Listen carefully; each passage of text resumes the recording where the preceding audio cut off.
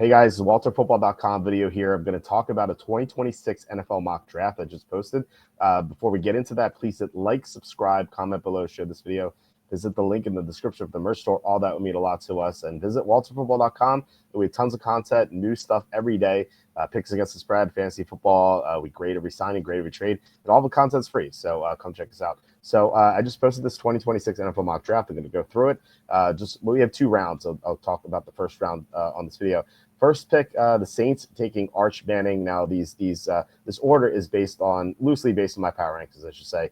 The Saints are 32nd in my power rankings. They don't have Derek Carr anymore, so they need a quarterback. I know they took Tyler Shuck, but if they're drafting first, then he definitely busted. So Arch Manning would be the pick if he comes out. Now, I think that Arch Manning's probably going to go back to school, if I had to guess. But if one of his, if his grandfather's team is first, or one of his uncle's team is like the Colts or the Giants are drafting first, I think he might be coaxed to come out. But if it's like the Browns or something, then I think he's going to go back. So depends on what happens. I think once I release my 2027 NFL mock draft in a month or two, he will be first there, and I'll remove him from here. But like I said, it depends on what team is drafting first. So we'll see what happens with him. He doesn't really have much college experience, so he'll only have 1 year after this. But I think playing for his grandfather's team will have some appeal. Number 2, we have the New York Jets taking another quarterback, Garrett Nussmeier. So he'll probably be the top pick if Arch Manning doesn't declare. The Jets need a quarterback. They have Justin Fields. Now, maybe he finally emerges into something. I have my doubts, though. I think they're going to be looking for a quarterback. Number 3, the Browns taking T.J. Parker, a bookend for Myles Garrett, and a replacement for Garrett eventually. They don't really have much of a bookend across from Garrett. They had Zadarius Smith last year, but they traded him, so they need someone on the edge for the future. Number 4, the Patriots taking Caden Proctor. They just drafted a tackle in Will Campbell, but they really need much more offensive line help. One of the worst blocking units in the NFL, so Proctor would definitely help at right tackle. 5, Keldrick Faulk to the Panthers. The Panthers had the worst pressure rate in the NFL last year. They need help in that regard. I know they signed a couple guys who will help, but I still think the pass rush is going to be pretty bad. So Falk is definitely going to give him a better pass rush. 6, Anthony Hill to the Titans. It's weird to see an off-ball linebacker this high. It doesn't happen often, but he's super talented. And the Titans have nothing at linebacker. It's just horrible there. So he would be an enormous upgrade. Number 7, Jermon McCoy to the Cardinals. It feels like the Cardinals had issues at cornerback ever since Patrick Peterson left. They really need help here. Garrett Williams is pretty good, but they need a number 1 corner. Number 8, another cornerback off the board. The Giants taking Jalen Guilbeau from Texas. The Giants have a pretty bad weakness at cornerback. They have a good pass rush, so if they add some cornerback talent, they're going to have a pretty formidable pass defense. Number 9, the Seahawks taking Mateo Uiagalelei from Oregon, a pass rusher here. So the Seahawks are trying to pass Matthew Stafford, Brock Purdy, who just received a big contract. They need to help their pass rush, so taking an edge rusher makes sense. Number 10, another edge rusher, Suntarine Perkins to the Buccaneers. The Buccaneers signed Hassan Reddick, but that was only for 1 year, and he's an older player, so they need an edge rusher for the future to complement Yaya Diaby.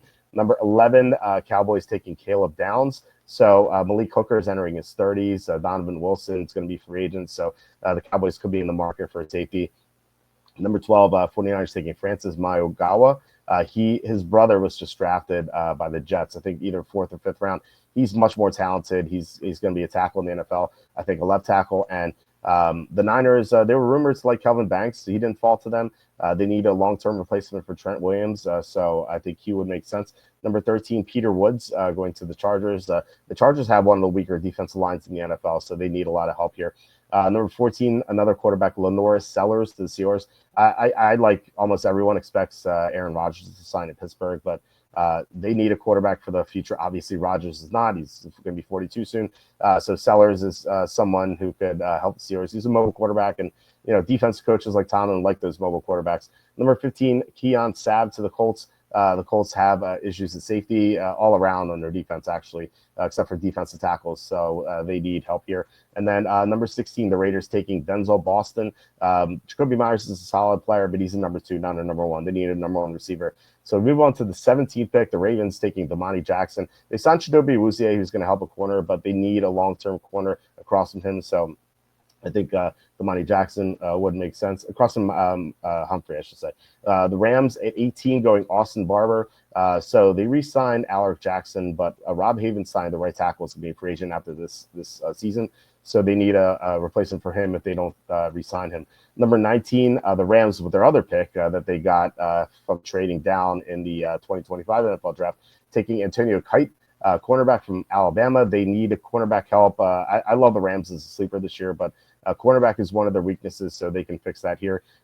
20, another defensive back. The Vikings taking Javon Kilgore. I think a lot of people expected them to go defensive back in the first round of 2025. They took a guard. Good player, so I can't really blame them. But I think as someone like this to kind of help in that regard, Kilgore could play safety, and he could maybe replace Harrison Smith, who might be heading for retirement. Number 21, the Dolphins taking Aaron Anderson, a super fast receiver, which, the Dolphins love those fast receivers. Tyreek Hill might be gone. He might be in jail for all we know.